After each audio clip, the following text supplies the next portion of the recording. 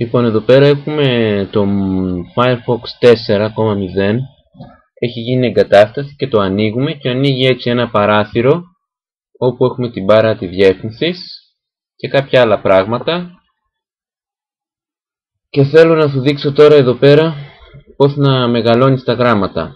Πάμε εδώ πέρα πάνω και κάνουμε ένα κλικ, δεξί κλικ, και πάμε εργαλειοθήκη μενού και βλέπουμε προβολή, μεγένθηση, εστίαση. Μεγαλώσαμε κι άλλο, πάμε τώρα. Προβολή, εστίαση. Μεγάλωσε κι άλλο. Μεγένθηση, εστίαση. Τώρα πια φαίνονται τα γράμματα. Αλλά αν δεν φαίνονται, πάμε ξανά. Εστίαση. Γιγαντιαία.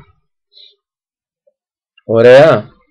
Τώρα αν κανείς φοβάται όταν πάει προς τα πάνω το πιάνει κάτι του Sony Vaio ή όχι, πάει λιγάκι εδώ κάτω, πάλι ακόμα βλέπω λιγάκι χρωματάκι. Εγώ έχω κάποια λουλούδια, δεν έχει σημασία, κάποιο χρώμα θα είναι εδώ. Πάλι εδώ, μαλακά, δεξί κλικ, εργαλειοθήκη. Τώρα θα τη βγάλω την εργαλειοθήκη. Θα πάω ξαναδοκιμάσω, δεξί κλικ, εργαλειοθήκη. Ευχαριστημένοι είμαστε. Λοιπόν, πάω τώρα και θέλω να το μικρύνω. Σμίκρινση. Και ξανά σμίκρινση. Και εδώ γράφει και το Control plus minus. Μπορεί να το κάνεις και με το πληκτρολόγιο. Εγώ τώρα θα το κάνω πιο εύκολα. Μαλακά. Σμίκρινση και το αφήνω εδώ για μένα.